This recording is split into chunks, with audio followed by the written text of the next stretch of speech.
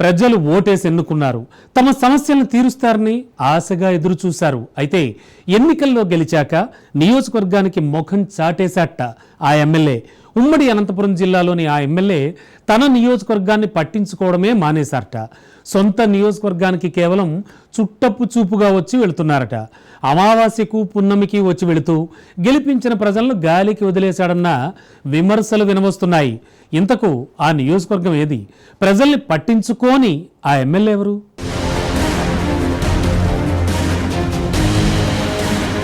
వివాదాల్లో Guntakal MLA Gummanuru.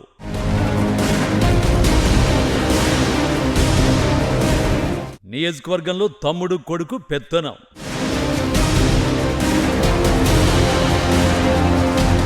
Jayaram తీరుపై మండిపడుతున్న ప్రజలు.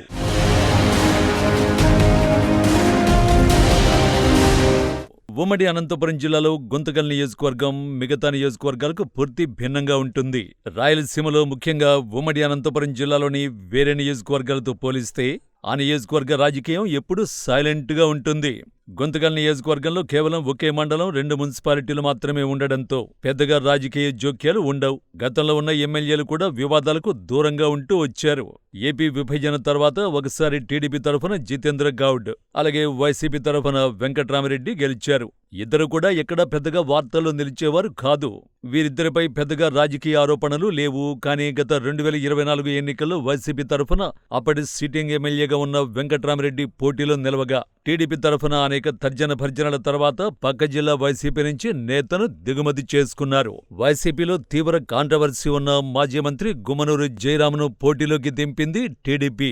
అప్పట్లో ఇతని పోటీపై బెంజికారు మంత్రి అని వైసీపీ పెద్ద ఎత్తున ఆరోపణలు గుప్పించింది.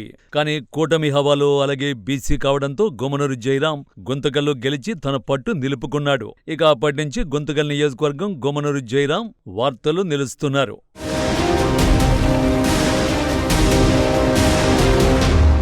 గుమ్మనూరు జయరాం ఎమ్మెల్యే అయిన మొదట్లో అడపాదడపా నియోజకవర్గానికి వచ్చి వెళుతూ ఏదో మొక్కుబడిగా కార్యక్రమాలు నిర్వహించేవారట. ఇప్పుడు అది కూడా లేకుండా నియోజకవర్గాన్ని పూర్తిగా గాలి కొదిలేశాడనే విమర్శలు వినిపిస్తున్నాయి. గుంతకల్ నియోజకవర్గాన్ని తన కొడుకు గుమ్మనూరు ఈశ్వర్ తన తమ్ముడికి రాసిచ్చారనే ప్రచారము జరుగుతోంది. ఈ ప్రచారం ఆరోపణల్లో వాస్తవం ఉందా అని హైకమాండ్ కూడా ఆరా తీసే పనుల్లో పడిందట. జిల్లా పరిశీలకులుగా ఉన్న కోవెలముడి రవీంద్ర ముందు ఈ అంశాన్ని గుంతకల్ టీడీపీ సీనియర్ నేతలు లేవనెత్తుతున్నారట. ఏ కార్యక్రమం ఉన్నా, పార్టీ కార్యక్రమమైనా, ప్రభుత్వ కార్యక్రమాలైనా కేవలం కుమారుడు గాని లేదంటే తమ్ముడు గాని మాత్రమే హాజరవుతున్నారట. గుంతకల్ మండలాన్ని తన తమ్ముడు నారాయణ స్వామికి, గుత్తి, పామిడి మండలాల్ని తన కుమారుడు గుమ్మనూరు ఈశ్వర్కు అప్పజెప్పేసి గుమ్మనూరు జయరాం తన వ్యాపారాలు చూసుకుంటున్నారట.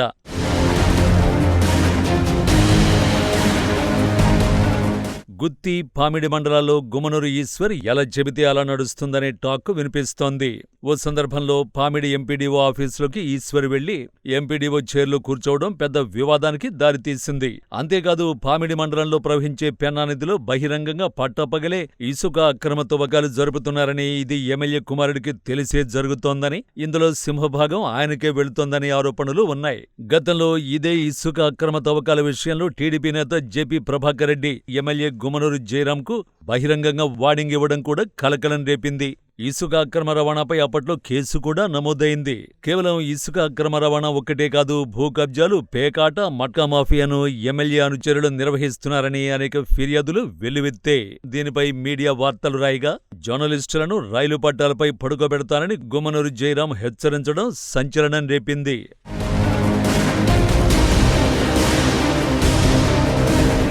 ఎన్ని ఆరోపణలొచ్చినా ఎమ్మెల్యే గుమ్మనూరు జయరాం మాత్రం నియోజకవర్గంలో కాలు పెట్టకుండా తన పని తాను చూసుకుంటున్నాడట.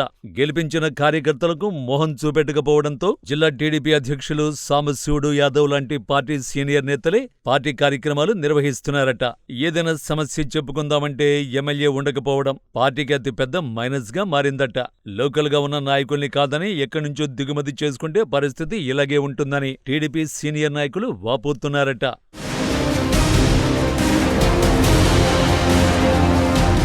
మొత్తానికి గుంతకల్ ఎమ్మెల్యే గుమ్మనూరు జయరాం వ్యవహారంపై విమర్శలు వెల్లువెత్తుతున్నాయి. మరి టీడీపీ అధిష్టానం కేవలం వార్నింగులతో సరిపెడుతుందా, లేక గుంతకల్ ఎమ్మెల్యే వ్యవహారాన్ని సీరియస్గా తీసుకుని చర్యలు చేపడుతుందా అనేది వేచి చూడాలి.